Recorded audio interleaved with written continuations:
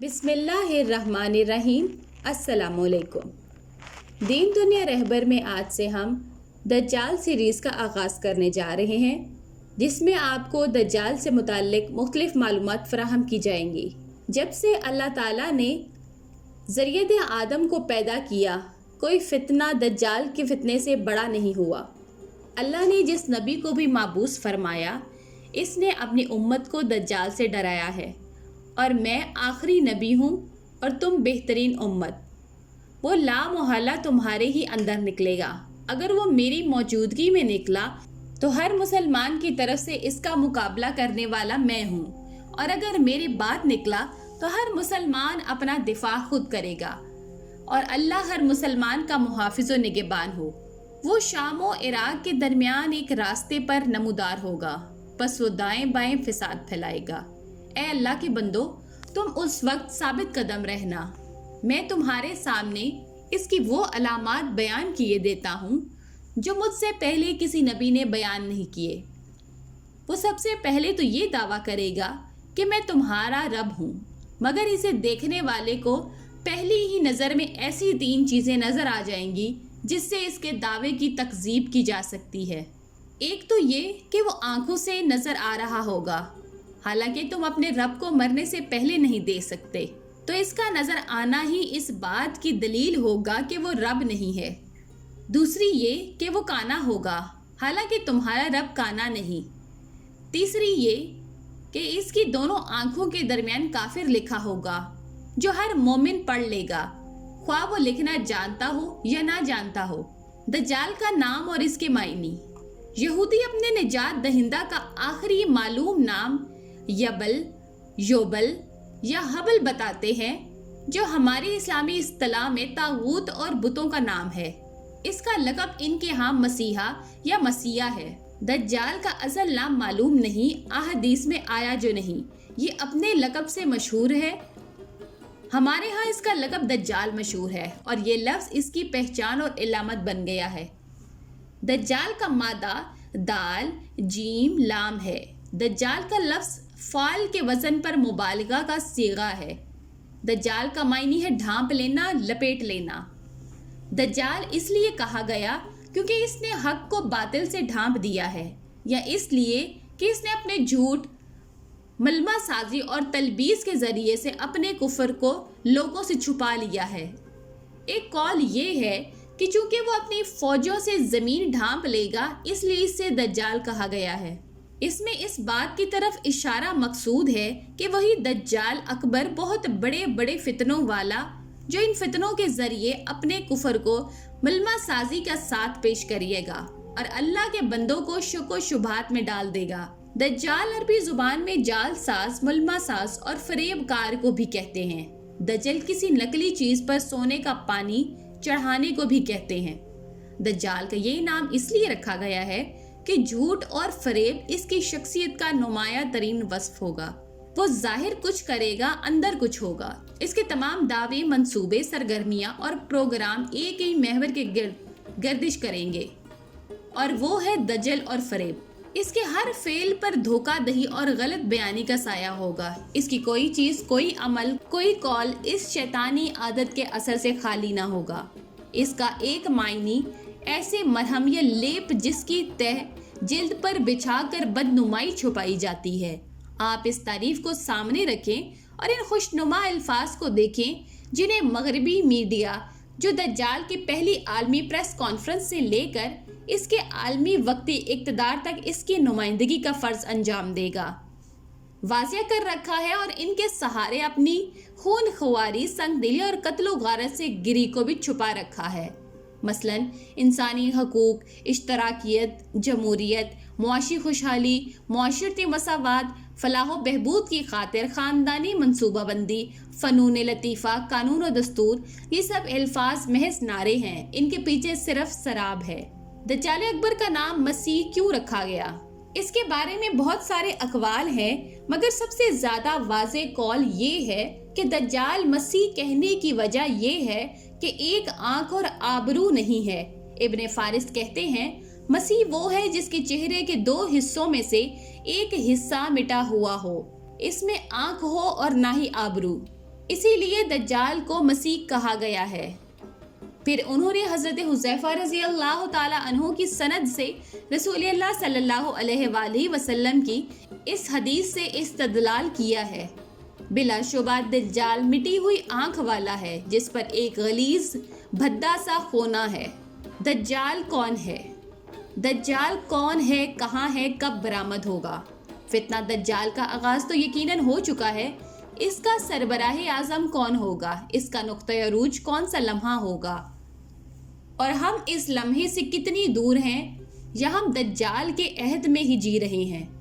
یہ وہ 3 سوال ہیں جو ہر اس ذہن میں گردش کرتے ہیں جو دنیا کو صرف دنیا تک اور مادیت تک محدود نہیں سمجھتا، آخرت پر یقین اور روحانیت اور مادیت کے درمیان ہونے والے زبردست کشمکش پر نظر رکھتا ہے، اور یہ بھی یقین رکھتا ہے کہ روز قیامت اس سے ضرور اس حوالے سے سوال کیا جائے گا کہ ایمان و مادیت کے اس عظیم مارکے میں اس نے اپنا وزن کس پلڑے میں ڈالا تھا، اور اس حوالے سے اس کا رویہ اور کردار کیا تھا۔ دجال کون ہے؟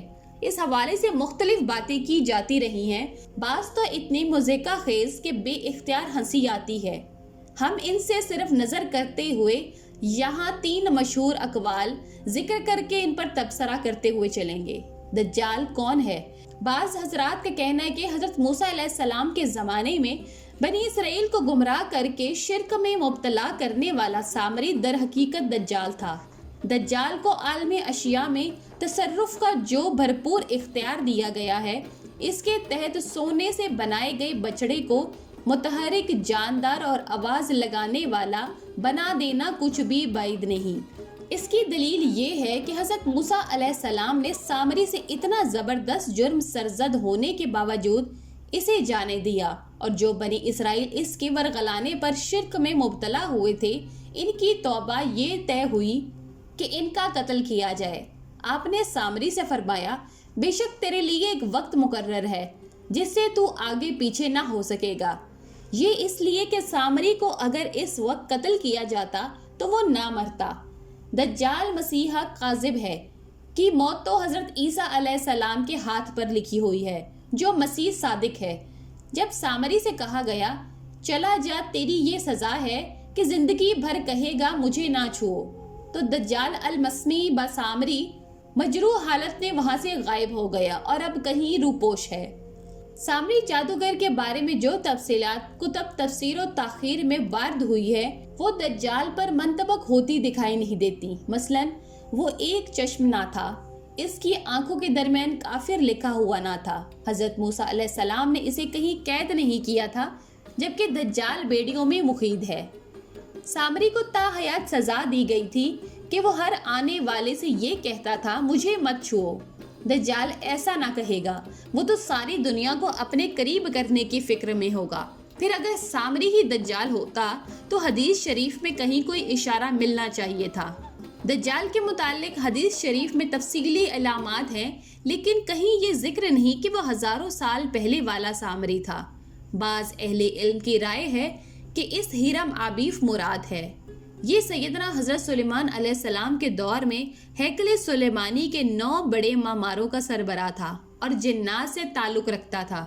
یہودی مذہبی داستانوں کے مطابق اس کو معاذ اللہ فرشتوں نے کائنات کی تعمیر کے جادوئی راز بتا دیے تھے، اس سے وہ راز لینے کے لیے اسے قتل کر دیا گیا۔ یہود کی بدقسمتی دیکھیے کہ وہ اللہ کے سچے پیغمبر حضرت سلیمان علیہ السلام سے اپنی نسبت کرتے ہیں، لیکن ان کی اطاعت نہیں کرتے، ان پر جادو کے جھوٹے بہتان لگاتے ہیں، جبکہ دوسری طرف وہ ہرم آبیف کو دیوتا تصور کرتے ہیں۔ اس نے مطابق قرآن شریف میں یہ مذکور ہے، اور ہم نے جنوں کو اس سلیمان کا تابع بنا دیا جن میں ہر قسم کے معمار اور غوطہ خور تھے۔ ان معمار جنوں میں ہرم آبیف بھی تھا۔ نیز آیت قرآنی، اور ہم نے آزمایا سلیمان کو اور ڈال دیا اس کی کرسی پر ایک جسم، سے یہی ہرم آبیف مراد ہے جس نے مسخ شدہ یہودی روایات کے مطابق سلیمانی انگوٹھی چرائی تھی اور تخت سلیمانی پر قابض ہو گیا تھا۔ اس اسرائیلی روایات کو ہمارے مفسرین نے نقل کیا ہے اور اس پر سخت تردید کی ہے۔ حضرت قتادہ رحمۃ اللہ علیہ یہ روایت بیان کرتے ہیں جو ابن کثیر رحمۃ اللہ علیہ کے مطابق یہودی علماء سے لی گئی ہے۔ حضرت سلیمان علیہ السلام کو حکم دیا گیا کہ بیت المقدس اس طرح تعمیر کریں کہ لوہے کی کوئی آواز سننے میں نہ آئے۔ انہوں نے بہت کوشش کی لیکن کامیاب نہ ہو سکے۔ تب انہوں نے ایک جن کے بارے میں سنا جس کا نام سخرایہ آصف تھا۔ وہ اس تکنیک سے آگاہ تھا۔ حضرت سلیمان علیہ السلام نے آصف کو بلایا۔ اس نے ہیرے کے ساتھ پتھروں کو کاٹنے کا عمل دکھایا۔ اس طرح سے شرط پوری ہو گئی۔ چنانچہ ہیکل سلیمانی یا بیت المقدس تعمیر ہو گیا۔ ایک دن حضرت سلیمان علیہ السلام غسل کے لیے جا رہے تھے۔ انہوں نے اپنی انگوٹھی آصف کے حوالے کی۔ یہ انگوٹھی بہت مقدس اور سلیمان علیہ السلام کی سلطنت کی مہر تھی۔ ایک اور روایت کے مطابق سلیمان علیہ السلام نے یہ انگوٹھی اپنی بیوی کو دی جس سے آصف نے لے لی۔ آصف نے یہ انگوٹھی سمندر میں پھینک دی اور خود سلیمان علیہ السلام کا روپ دھار لیا، اپنا چہرہ اور وضاقتہ تبدیل کر لی۔ اس طرح آصف نے سلیمان علیہ السلام کی سلطنت اور تخت چھین لیا۔ آصف نے سلیمان علیہ السلام کی ہر چیز پر اختیار حاصل کر لیا سوائے بیویوں کے۔ اب اس نے بہت سی چیزیں کرنی شروع کر دیں جو اچھی نہیں تھیں۔ حضرت سلیمان علیہ السلام کے ایک صحابی تھے، جس طرح حضرت عمر رضی اللہ تعالی عنہ حضرت محمد صلی اللہ علیہ وآلہ وسلم کے صحابی تھے۔ ان کو شبہ ہو گیا کہ سلیمان علیہ السلام کے روپ میں آصف ہے، چنانچہ انہوں نے آصف کا امتحان لیا۔ ساتھی نے آصف سے ایک سوال پوچھا جس کا جواب اس نے تورات کی تعلیمات کے خلاف دیا۔ اب سب لوگوں کو اندازہ ہو گیا کہ یہ شخص سلیمان علیہ السلام پیغمبر نہیں۔ انجام کار حضرت سلیمان علیہ السلام نے اپنی سلطنت بھی واپس لے لی اور آصف کو گرفتار کر لیا۔ یہودی چونکہ سلیمان علیہ السلام کے سچے پیروکار اور ماننے والے نہیں تھے، انہوں نے اس داستان میں کئی توہین آمیز واقعات شامل کر دیے ہیں۔ علامہ ابن کثیر رحمۃ اللہ علیہ فرماتے ہیں، اہل کتاب کا ایک گروہ اس بات پر ایمان نہیں رکھتا تھا کہ حضرت سلیمان علیہ السلام اللہ کے پیغمبر ہیں، اس لیے وہ زیادہ امکان یہی ہے کہ ایسے لوگوں نے یہ داستانیں وضع کر لی ہوں۔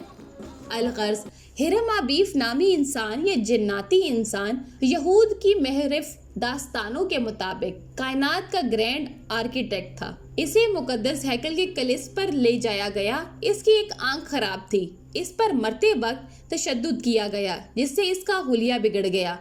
یہود کے نزدیک جی کا حرفی اشارہ گاڈ کی طرف نہیں، یہ grand architect of the universe کا مخفف ہے۔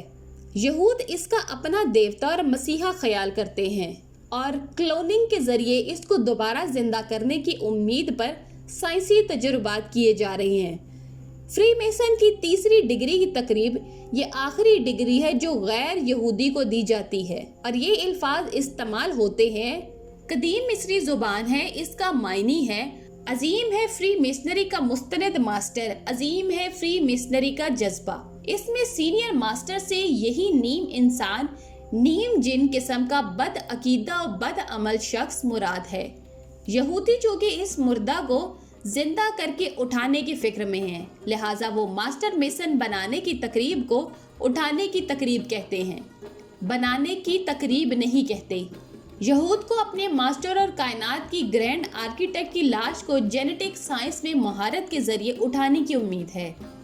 یہ رائے یہود کی مخصوص مذہبی روایات کے مطابق تو درست ہو سکتی ہیں، مگر فی الحقیقت کسی طرح صحیح نہیں، اس لیے کہ حدیث شریف کے مطابق دجال مردہ نہیں زندہ ہے، اس کی لاش کسی سائنسی عمل سے زندہ نہیں ہوگی۔